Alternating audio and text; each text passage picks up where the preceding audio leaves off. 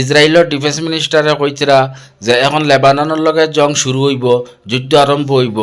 ইসরায়েলে হামাসের লগে যুদ্ধ করিয়া শেষ, এখন রইছেন বাকি হিজবুল্লাহ, এখন হিজবুল্লাহর লগে যুদ্ধ আরম্ভ হইতো। এখন ইসরায়েল নেতানিয়াহুর বিরুদ্ধে সবসময় বিক্ষোভ চলের, যত সময় নেতানিয়াহু ইস্তেফা দিবা না, পদত্যাগ করবা না, তত সময় মানুষের বিক্ষোভ বন্ধ করতা না।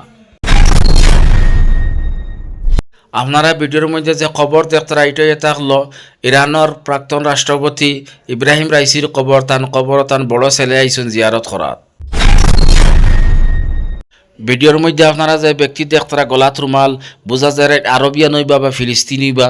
এই লাগি ইসরায়েলের একজন এহুদি ব্যক্তি এই ফিলিস্তিনের পক্ষে মাতিছেন, কইতরা ইসরায়েলে গাজার মধ্যে হামলা করার, নিজরে রক্ষা করবার লাগি গাজার মধ্যে হামলা করা বা লেবাননে হামলা করার তার কোনো অধিকার নাই, কারণ ইসরায়েলে 7 অক্টোবর থেকে এখন পর্যন্ত অন্যায় করে করিয়ার। ইসরায়েলে লেবাননও 1300 রকেট নিক্ষেপ করিয়া আসছে।